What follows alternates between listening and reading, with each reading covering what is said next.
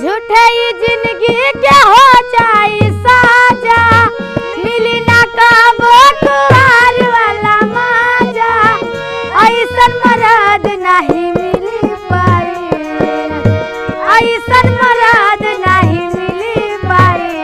हमके दुल्हन बनाला ना तो दोसर लेके जाई, ई जवनिया के माजा कौनो दोसरे उठाई। हमरा पीछे पड़ल बाड़े हमर जीजाजी के भाई।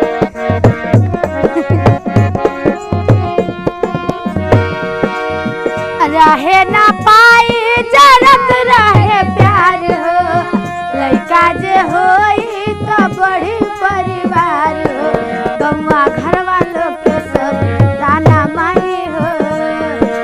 पापा जी के हेडक हमरे बानी भाई हो, आ जिंदगी भर करब तोहर भर पाई, जिंदगी भर करब तोहर भर पाई। हमके दुल्हन बनाला ना तो दोसर लेके जाई, ई जवनिया के मजा कौनो दोसरे उठाई। हमरा पीछे पड़ल बाड़े हमर जीजाजी के भाई।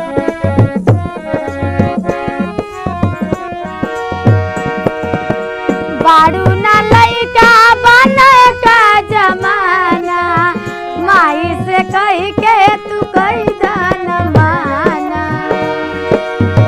बारू ना लइका बने का जमाना, माई से कही के तू कही दान माना।